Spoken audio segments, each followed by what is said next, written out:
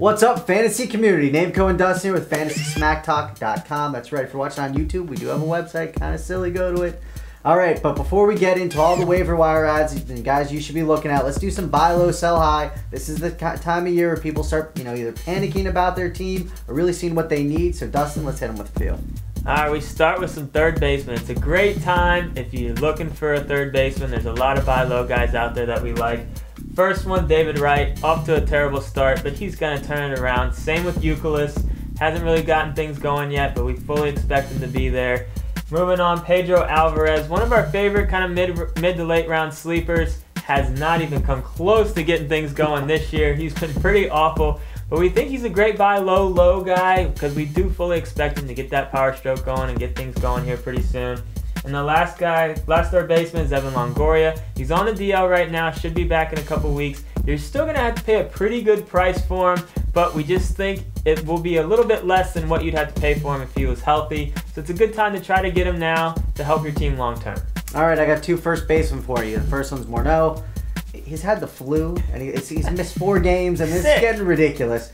Either way, his owners are probably yeah, he's terrible. Either way, his owners got to be a little bit annoyed with him, and still a little bit worried about the concussion from last year. Now's the time to pounce. He's going to get healthy. He'll take a Tylenol or something. He'll be fine. Next, we got Morales. Buyer beware on this. His ankle, he still has a little bit of an ankle issue. He can't really round the bases yet. He's doing light jogging. This is actually taking a lot longer than they originally expected. But hopefully his owner knows that and is reading these notes about him, and therefore you'll be able to get him even cheaper. So now's the time to grab him because he is going to be healthy, and when he does come back, he'll be very productive.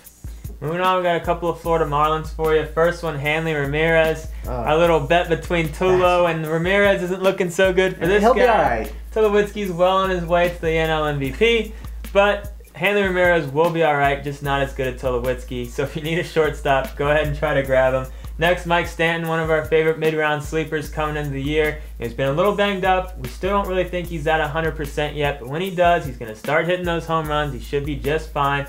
Another buy low guy who we really like. All right, we got one pitcher for you, and that's Daniel Hudson. Before today's games, he was a buy low guy.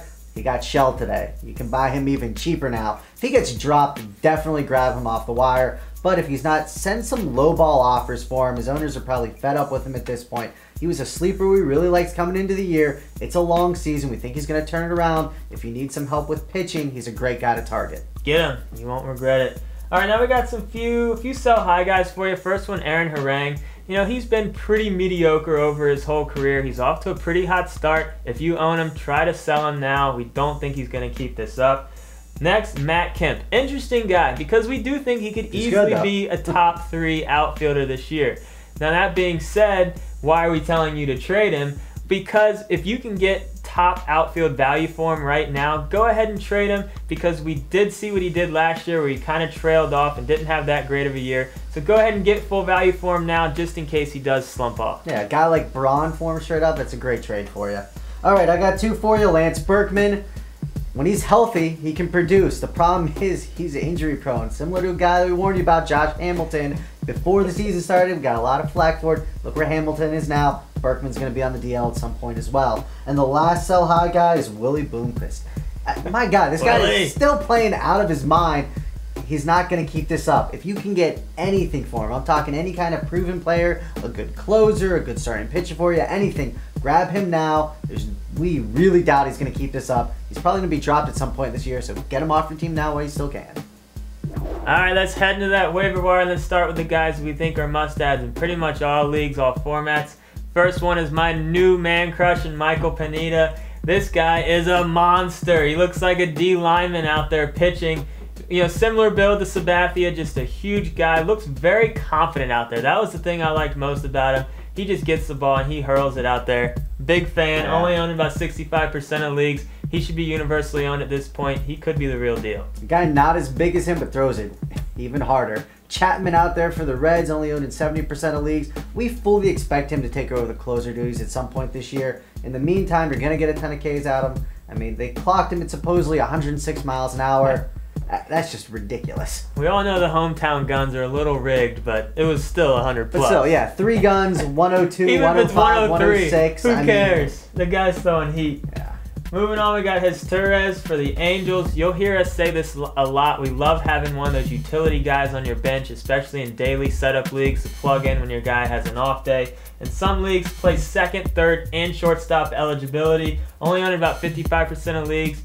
You know, we don't expect huge things. He's got a great average right now, a few stolen bases, and again, we just love his position eligibility. We all knew it was a matter of time until Franklin gave up the closer duties, and it looks like Mitchell Boggs for the Cardinals is going to be taking over those.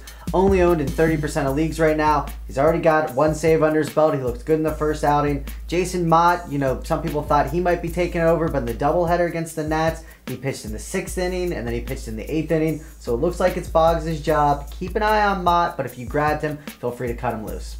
Moving on, we got Ryan Roberts, owning about 25% of leagues. He's off to a really hot start. Third base eligibility, which is really nice. He's batting .378 so far, 4 home runs. You know, we think there's a chance he keeps up this hot streak and continues on for the rest of the year. Nice pickup if you can grab him. Next, we got Jed Lowry for the Red Sox, only owned in 55% of leagues. Wish this guy was an everyday player, because if he was, he'd be owned universally. But with that said, now's the time to scoop him. He might get into that role. I mean, he's batting .462. Obviously, that's not going to keep up, but still, he's been playing on fire lately. He's 1 injury away. I mean, yeah. he's the real deal. Moving on, we got Sam Fuld for Tampa Bay, only on 65% of leagues. This guy's really fun to watch. He is all over the place. You know, he just leaves it all out there. We really like him. 7 stolen bases so far, batting for average. This guy could be a nice guy to pick up if you're looking for some speed in your outfield. Then we got Danny Espinosa of the Nats. He's got second base eligibility, only owned in 20% of leagues, which we found pretty interesting. I mean, he's batting .288 right now. He has 15 ribbies, yes, on the Nationals with 15 ribbies. And if you're playing one of those on-base percentage leagues, he's through .375 right now. So again, if you're looking for second base help, you could do a lot worse than Danny. Last guy we're going to talk about for must add in all leagues is Jeff Francoeur. You know, this guy has been a roller coaster his whole career, but he's still very young. Seems like he's been around forever. He's only on a 50% of leagues right now. He's off to a hot start. We say pick him up. He could give you some trade value if he keeps this up because everyone knows his name. Now we got 3 guys for you that you should be at least keeping an eye on in shallow leagues and picking up in deeper. Dustin, go ahead and start us off. First one's Michael Brantley with Cleveland, only on about 10% of leagues. He doesn't have much power yet, but he's a youngster that has some speed. We think he's worth a look. You know, in deeper leagues, if you need some stolen base help, go ahead and pick him up. Next, we got Matt Joyce, only owned in 5% of leagues out there with Tampa Bay. You know, he's been the kind of the replacement for Manny. He's batting .321. He has 2 bags. He doesn't have any home runs yet, but that power numbers are definitely going to be there. You know, Manny gave him a little needle before on his way out, so now. Just kidding, Matt. Accusing people of steroids now. No, just kidding. Matt Joyce, you're very clean. You're going to be fine. Get a lot of power. Worth looking at in deeper leagues, definitely. Yeah, don't do it. It's a 50-game suspension. All right, last guy we're going to talk about is Brett Wallace. Houston first baseman, only on 5% of leagues right now. Former first rounder. Hasn't quite found that power stroke yet, but obviously they liked him back when they drafted him in the first round. They're giving him a shot. He's got the starting gig. We think that power stroke could easily come around maybe towards the middle or the end of the year. If you're looking for a first baseman in deeper leagues, go ahead and grab Wallace. So that's it for our bi-weekly baseball show. As always, get into those forums. Brent and I have been in there pretty much every night. And we'll be back in a couple of weeks. We'll see what happens. Tabitha Watch, 8 bags, 3 home runs. God, I love him.